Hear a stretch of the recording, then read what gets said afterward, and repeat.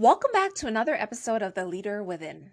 Today, I'm excited to introduce Imoleayo Ashogbon, founder of Luminous Consulting.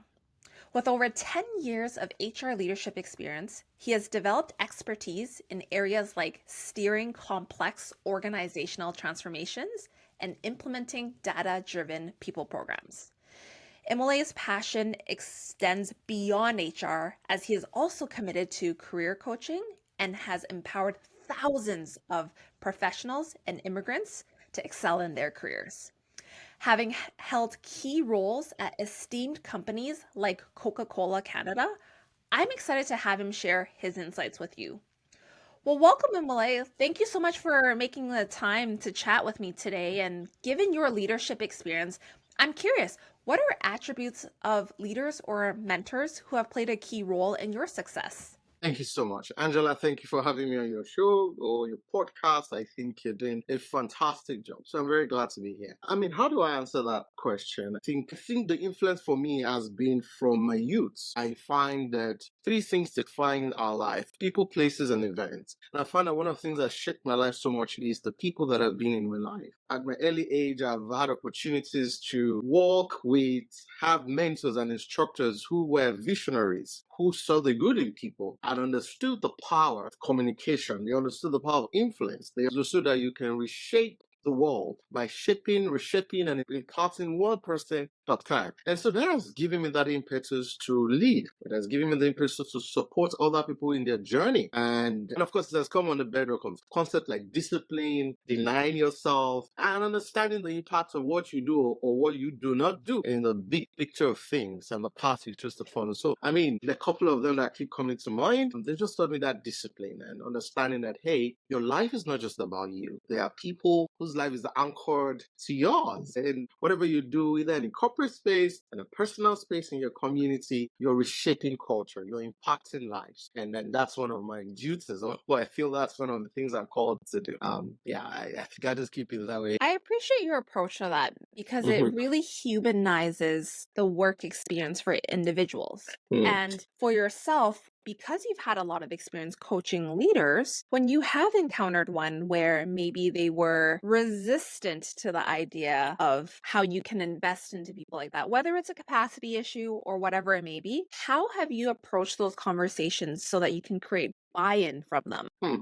That's a good question. I think it first starts with you having a clear understanding of the why, right? And a clear understanding of the why is like journeying to the future, having a clear picture of where we're headed to. And as to every other concept in life, change being a constant thing also comes with a form of resistance. And so I always start with having clarity as to why are we doing it? Why do we need to train? Why do we need to empower? What is the big picture? What does it look like? And from that point, I walk back. And walking back, I first seek to understand your perspective. Everybody, every leader resisting any form of change has a perspective, has an understanding that once you're able to tap into, it becomes easier to help them journey to the path of where they are and where we want to be. So I've seen resistance. I've seen leaders being skeptical about investing in people. And I first asked them, the path is, do you even have clarity as to why we are saying we should do it this way? Right? And I mean, the concept of training people cannot be overemphasized. I remember a story about Mercedes-Benz and they were talking. Okay, I think it was Mercedes-Benz. They were saying things like, if you choose not to, if we train these folks, they're going to go. They will leave us. Somebody asked, if you choose not to train them and they stay, what then happens? Right? What then happens? So leaders who resist, there is a bottleneck somewhere, there is a gap somewhere, and it's either that the picture is not very well painted to them, or they don't have the capacity, or they didn't even have clarity as to why, and that concept of what is the need for me. Right? Once you loop any change concepts that's around training or empowerment to the concept of what is the need for you, it might be empowerment of your team, it might be more productivity, it might be bigger income, whatever that looks like. As long as the individual has clarity as to what is the need for me. And when we make this investment in these people, when we empower them, this is the direct and indirect impact that it has on the overall objective of the organization. And even me as an individual, it gives me opportunity to move forward or to gain more or to get promoted, whatever that looks like. So you need to understand the why. You need to understand that they understand the why. They have the big picture. They understand what the concept of what is in it for them, right? And then deep dive into what their perspective is and then begin to unbundle it from there. That's been my approach. What a great approach, because I think the moment that people feel heard, then they're more willing to hear you and have a conversation around, so help me understand what's going on, kind of thing, right? Because Yeah, ultimately we're working towards the same goal, right? exactly. And for yourself, understanding the complexities around like leading a multi-generational workforce, and Mm, that gigging is a bigger trend now than it yeah. was maybe 10 to 15 years ago. Mm, How do you then help leaders understand, hey, even if they're here for mm, 1 to 2 years, if we can mm, create the best experience for them, it's going to create a positive employer brand for us, yeah. right? Like we can't just think, oh, like if I invest all this effort, like it's just going to go to waste because they're going to be gone in a year anyways, right? So for those leaders, how are you having conversations around, hey, like these are the trends, Yeah. let's make the best of it and create win-win situations for people? That's a good question, Angela. And it really starts with we understanding the times and the seasons that we are, right? And being able to unpack it. For instance, I believe COVID ushered in a new dimension, a new phase. But before COVID, look at it this way. In the workplace now, we use words like bring your whole self to work, vulnerability.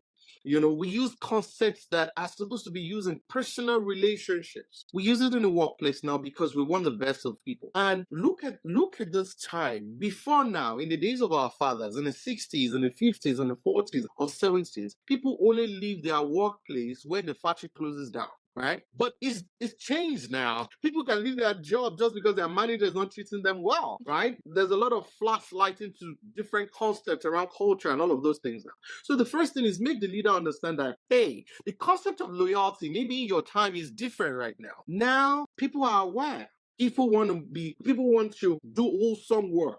People have tied their life to this job. And so you must meet them where they are, right? And meeting them where they are is to understand the uniqueness of their nature. You mentioned the multi-generational workforce. I mean, come on, the way you treat baby boomers is different from the way you treat Gen Z. And so you empowering your leaders to come to terms with the reality and understand that if we want the best of people, we need to redefine how we define concepts, right? One of the things you mentioned in concepts is called EVP. The employer value proposition must be clear. And you must understand the key elements that defines those things and the impact it has on the overall workforce, right? If you recognize your people, you train your people, you make them feel good, not just pay them, it has an impact on the quality of your service or your production, right? Somebody said that, treat your employees well, they treat your customers awesomely. You get so, but tell a leader understand that concept and understand that the excellence of your business is not in your machinery, it's in the people. And the people are so segmented these days, you must be clear about how to meet them where they are. Either in your recognition system, either in your development, either in how you approach situations. You can't treat people like we used to treat them 15, 20 years ago. It's so different now. And the faster you come to that reality as a leader and know that, hey, even though we're increasing salary by 15%, the guy next door may be increasing it by 12%, but people want to work more with that person. And by the time, for instance, HR professionals is using data to tell the stories and tell you how much we're losing on turnover, and tell you how much we're losing every time this happens, how much we're losing when we go to arbitration because of our culture that sucks, how much we're losing when we're supposed to train our line managers, our middle managers, and they enable that negativity we don't want, how much is impacting our brand, and things begin to change. And you hit on something there that I want to dive a little bit deeper into. And I Yes. know it can be triggering for some individuals, is the concept around when the company needs you, Mm. they expect you to bend over backwards to put a fire out, as an example. But when something happens in our life, your leader may or may not be supportive and adaptable and flexible to your situation and understanding, Yeah. but the culture may not support that. So it's like, Mm. how do you shift that mindset where it's just like, especially as HR professionals, where we're supposed Yeah. to be for the people and the company, not just Yeah. the company, if ran well? How Yeah. do you reshape? It's like, listen, if you expect them to have flexibility when a fire is burning, you need to have Mhm. flexibility when they have a fire burning in their life. Absolutely. Absolutely. You're very correct. I think I'll pick this phrase David Ulrich uses it a lot, and he talks about the fact that what we're doing is fundamentally enabling and empowering the organization to win in the marketplace. And that is the objective of every business, to win in the marketplace. And people make you win, right? An individual can win and become excellent, but for you to win the tournament, for you to win the whole game. It's not never one individual. It's a compendium. It's a unilateral. It's a joint force. And then when you understand human psychology, when you understand how the mind and people work and organization work, we as HR professionals begin to put in or enable those systems and culture, right, that make people feel as a part of something. And one of the key elements of what you're talking about is trust, right? If you have an organization or you're an HR, you enable your organization to promote weak leaders, right? To enable toxicity in the workplace, to empower favoritism and not objective frameworks and systems, then you're doing a big disservice. No matter, sometimes, everything rises and falls on leadership, either we like it or yes. But the truth about it is, from an HR perspective, a big part of our job is to ensure these systems and processes and structures and frameworks that will make the business win in the marketplace is in place, and is internal customer centric, is people centric. If I feel that my boss is not going to stand for me, then what is really my commitment about? Then I just come and I do the work and I do it at the acceptable level and I go. But when I know that there's a trust element, when I know that when I make an error, right, it's not stripped a little bit, but it is not displayed openly. I'm not made to feel like stupid and like somebody who knows nothing. When I know that there's empathy, when I know that I'm held accountable, but I am listened to, I am trained, I'm empowered, I'm not being micromanaged, right? When I know that I don't need to walk on eggshells and I have to walk confidently, allowing me to make errors and fail and learn from my failure, right? Then I'm empowered. And when a leader understands this concept, they will begin to look deeply into our culture. How do we develop people? How do we recognize people? When we're even going to lay people off, do we do it in a dehumanizing way? Or we do it in a way that is empowering? We do it in a way knowing fully well that you're in that position. Even the owner of organizations sometimes is being dethroned. It's not a permanent, no matter how powerful or strong you think you are, it's for a phase and a season. So how you put in those systems and framework, how you treat people matters a lot. And it speaks around how the kind of people you bring into your leadership and how you train them, what you allow, what you frown at, what you put framework and systems around. Such that people know that, hey, this place, they have my back. And so if they ask me to bend or jump, the question is how high? Because I trust my boss or my colleagues. Because sometimes it's not just about boss, right? It's about colleagues. It's about the people you work with. It's people you have dotted lines to. When I trust that these people know what they're doing, they're human about what they're doing, they're passionate about what they're doing, right? And I can trust them, then there's no limits to what people can do in the workplace. I love the visual that you painted as you were going through that. And one of the questions that came to mind is that when it comes to trust and progression, I think not all organizations are good with succession planning, right? Sometimes it feels, especially as a visible minority and a woman, it feels like it's a luck of a draw because not everything is transparent, right? Fantastic. So based on your experience, like what is maybe one thing that you've really helped hit the nail on the hammer with leaders? Just like, listen, when we think about succession planning and leveraging data, if we want to win as a company, you need to encompass these behaviors as to create that trust and make sure that you're creating that winning team so that our company can win. Okay, so one of the organizations I worked with, I love one of the values, and which is act as an owner. And that concept is taking ownership. Taking ownership of your growth, taking ownership of your development. I love that concept. That's an amazing thing. But that cannot be enabled without creating a culture of transparency and feedback. Okay? Because you need to hear the people. You need to understand their pain points. Beyond their pain points, you need to have an understanding of their aspiration and their goals. Right. And what you want to ensure to do is have those kind of systems in place. Now, you referenced you as a visible minority and as a woman. That goes into around the concept of DEIB, right? And I see that concept as an evolving concept. I don't think we're there yet. And there's so many things to deal with and battle with, from lip service to just for the optics that some organizations put in place and whatever. But the key thing is, let's take from a point of data. It is very clear. The data is clear that organizations who embrace diversity and inclusion and belonging, they thrive better. There's a conveyance and a divergence of concepts and ideas. There's a richness, right? And that in itself directly and indirectly impacts the bottom line. Right? So when you're clear about that, and you're clear about your ecosystem, you look at that concept itself, you look at what that looks like, And then ensure you're putting in the right framework in place. Ensure you're enabling the right environment by enabling your leaders, by empowering your leaders and your people, by listening to them. But the surveys is not just for you to tick the box annually, like many organizations do. The survey is to look at the numbers and look at the facts and then begin to dive into what the numbers or what the data is telling you, right? And walk back from there and then listen to the people, setting focus groups, right? Putting champions, change agents in place. Be very clear. These are the things I've implemented. Right? These are the things, conversations I have with my leaders and say, hey, everybody should be met at where they are, but nobody should be left at where they are, right? Because nobody acts more than their understanding, right? If your training or your exposure doesn't go beyond that, you can act excellently. But when organizations recognize this, you convert your organization to a learning organization where you constantly use opportunity to empower your people, use opportunity to listen to your people, to reward your people, to recognize your people, right? Then you begin to change the narrative. Either you like it or yes, it's not the way it's done 20 years ago. You need the visible minority to feel he enters into the room and he doesn't feel lonely or alone. He can see people like himself. She can see people like herself, right? From whatever metrics, whatever dimension, LGBT, LGBTQ+, females, black, brown, whatever that looks like, people with disability, whatever that looks like. The critical thing is you want an wholesome organization, where people feel they're part of something, where people feel they are heard. I'm not oblivious of the fact that you can't do the desires of everybody, but you are clear that as an organization, the objective is to achieve this or deliver this or sell this. You need the right people, systems, frameworks in place and the right enabling environments to actually achieve that thing. And that is critical. That comes by representation. That comes also by continuous iteration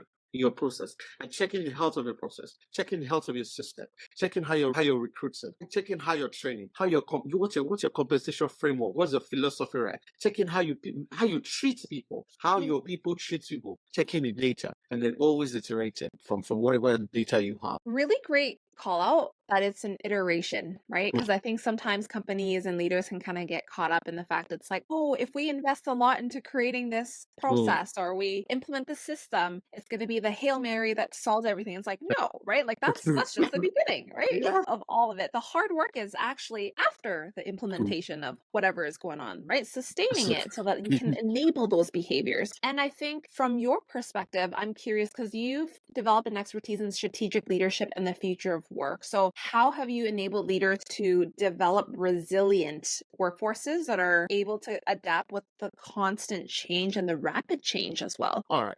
So I think, first and foremost, I've talked about this, and first of all, it's about having a clear picture of the future, right? Because it's that concept of writing the visual plane so that he that reads can run with it.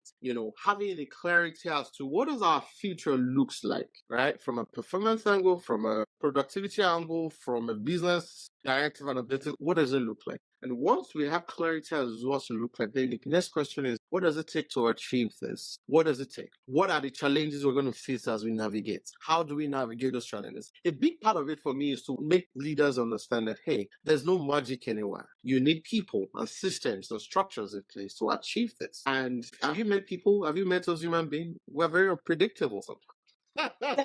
But some people have done some good work in setting up these concepts, of the future of work. And one of the key angles of future of work is talent, right? Talent management. You want to attract the very best of talent to your organization, right? And know how to manage them. If you want for a leader to be resistant, to build resistance, is a leader who builds resistance or who manages resistance is a leader who understands the dynamics around people and the economy or the ecosystem, understand the vulnerabilities, understand that somebody can wake up one day and says, even after attracting top talents, and they say they're going. So the key question is, how do you retain your top talents? How do you create an enabling environment? You want your leaders to be people focused. You want your leaders per time to always test the pulse of your people and anticipate. So one of the things I find exciting is don't get too surprised at anything that happens. I mean, as HR, sometimes I wake up and I don't know what I'm going to, apart from some meetings, I don't know what I'm going to face. And the next thing is we're dealing with some big issues.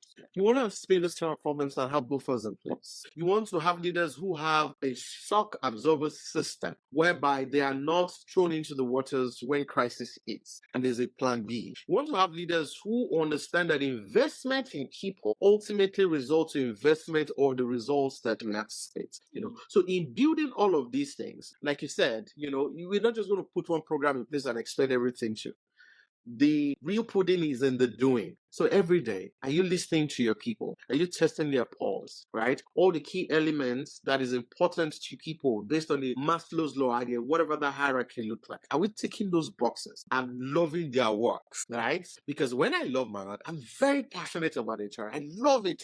And that's why I'm doing what I'm doing. I come to work feeling, oh God, I need to deliver today. I need to impact in life. I need to look at that policy. I need to have this engagement. I need to enable. When you have people loving their job and you're creating a thriving environment and you're measuring, you're getting feedback and you're inspiring people, it's not like they're going to be on that road 5 years. There's no promotion. There's no sense of direction. You don't have a clear career map. You don't have a competency framework that helps people understand how to navigate. You don't even have a metrics that helps them tell them, hey, this is how you're doing. If you do this, you most likely get to that place. Everything you built around future of work will just be to nothing. It will just be concept in your head as a leader. It will just be things on the paper you've written. Because at the end of the day, it's about people. People bring the business, people run the business, people make you win, right? So from your talent management pipeline, from your recruitment to your training, right, to your comp-based system, to your culture, that strategic initiative you take on a daily basis, to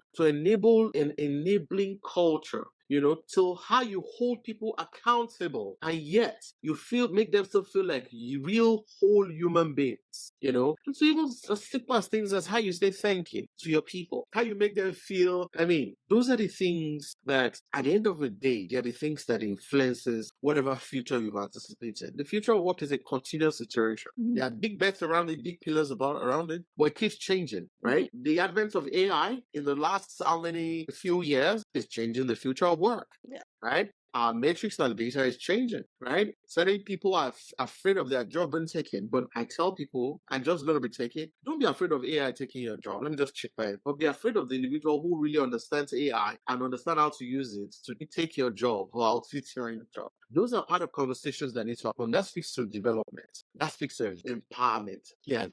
Hey, you know what? You nailed everything on the head. And I think one of the things that I wanted to kind of pinpoint was that human-centric approach of really testing the pulse and doing that frequently, because at the rate in which everything is changing, that you need to be able to constantly measure that all the time. So I appreciate that. And as we slowly wrap up our conversation, when it comes to unleashing potential, what do you think is required to unleash the potential of individuals and organizations? That's a good question. Now, the concept itself of unleashing means and recognizes that there's something on the inside. So unleashing is just unveiling. Unleashing is just, first things first, is creating flourishing environments. You understand? You don't go to create people in their home. Everybody has a unique journey. Once you're clear about where you're going as an organization, you're clear about your strategic imperatives and your people imperatives, you create an enabling environment, attracts the right set of people. I tell people, one of the areas that organization can miss it most is the point of recruitment. So your talent acquisition system must be clear, right? Attracts the people. I'm a believer of hire for attitude and train for the rest, right? Okay. So start with be clear about where you want to go, and start with creating an enabling environment. Then attract the right people. There must be alignments. Their passion, their drive, there must be value alignments. There must be cultural alignment. Because as human beings, it's difficult to begin to imbibe certain values in people, especially when we're adults, So attract the right set of people. Once you're attracting the right set of people, then put in your frameworks and systems, where people on a daily basis are empowered. And then the organizations who are leading organizations, and they invest heavily in their staffs. They invest heavily. I mean, the result is always outstanding. Look at companies like Google, and Microsoft. Heavy investment. They're even organizations we don't really know. They're not so they invest heavily in their people, not just financially. I mean, not just from a compensation angle, right? But from a training angle, from an empowering angle. The organizations right now who have embedded coaches into the organization, because it's not everything that you want to use discipline to, and it's not every time you want to keep changing people. But when there's a coach that holds their hand and guides them, all of these things help people unleash their giants. And one of the things that I find that helps people unleash their potential is clarity as to what the future may look like. When I have clarity, the career map is very clear. Imole, this is on the table for you. And this and this and this. Our performance evaluation system, we're not just taking it, or we're not just doing it for salary increase. There are clear metrics and developmental programs, projects, cross-functional. They are implemented in job rotation in my last organization. And we saw the impact of that. Why? Because when people know that, hey, once I'm empowered here, I'm empowered to, there's a great possibility of me picking up this new role or this new responsibility. People are excited because everybody is encouraged by something. And organizational psychologists understand that. So for some people, the money. But research has shown that the money does not inspire for the longest of time. That's why certain people leave some organizations. But that is part of it. But when people have clarity as to, hey, this is where I'm going to go, this is a possibility, right? And this is what comes with it. That in itself is a motivation, right? Then there's just a simple concept of healthy competition too that helps, right? When organization sets in a healthy competition, not rat hit rat kind of thing. When the metrics is clear and you know that if you hit this metrics, this is what comes with you or comes to you. That stimulates people as well. Right? The same way you're talking about currents and canes, there's discipline for certain things, then there's inspiration and motivation for certain things. And so I say all of this to say because people's potential gets unleashed in various dimensions and there are different motivating factors. But the critical thing is when an organization is clear about where they're going to, how they want to attract the right people and put the right frameworks, the right support structure, right? Some people just want a good boss. That's all. They don't want a boss that is always micromanaging them. Yeah, no matter how intelligent your boss is, if your boss is always on your neck and you wake up in the morning, your ass keeps beating, after a while you burn out or you even leave the organization. So these are some little things that inhibit the potential of talent being unleashed. And some of all those other things I've said are things that enable a thriving culture where people want to bring their whole self to work. They appreciate what they are doing for themselves and even for the organization. And they want to be their best because there's a clarity of what that looks like from an organizational perspective and an individual perspective as well. Thank you for all the golden nuggets that you just dropped in that explanation in itself. I really appreciate it. And as we wrap up our conversation, I have one last question for you is what is one thing that you're working on that you are excited about? Thank you. Well, thank you for this opportunity.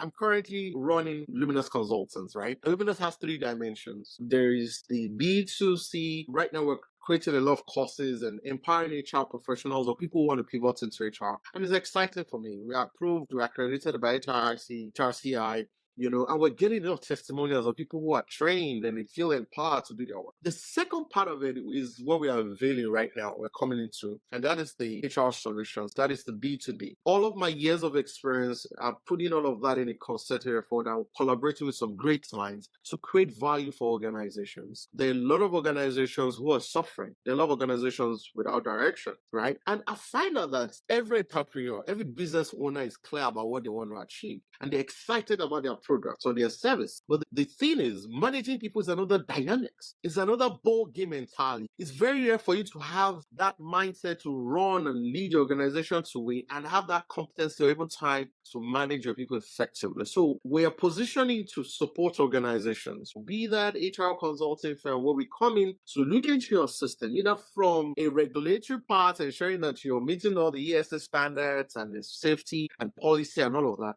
to managing your help, supporting you to create value for your employees, right? That's critical for me. So that is something we're really working on right now. Our positioning to help organization and it's exciting for me. The third part is thought leadership in HR. Whether we like it or yes, we need to keep redefining excellence in HR. And that's the one place that we're positioning ourselves to redefine things with great minds. There are a lot of great minds I admire in HR and position myself to become that kind of person as well, where we review things and look at things. I'm an immigrant. I'm a visitor America, you like it is. There's a barrier somewhere. But we're seeing those barriers dropping because at the end of the day, people are recognizing value and worth, right? And that's something that I'm putting a lot of my effort and working with great clients to see how we can continuously implement, improve, influence, and impact the world of HR, the world of change management, and the world of professionals on its own as well. So those are the first things I'm currently putting in place and working towards. Sounds like you're doing a lot of great work that is going to make really positive impact, both for the HR profession, but also for individuals who are impacted by HR. And so congratulations on the launch of Luminous Consulting. And thank you so much again for sharing your expertise and your story today. To everyone else who has tuned into another episode, thank you so much for your time and attention. I really appreciate it. And I can't wait to stay in touch with you on my next episode. Thank you. Till then, stay safe.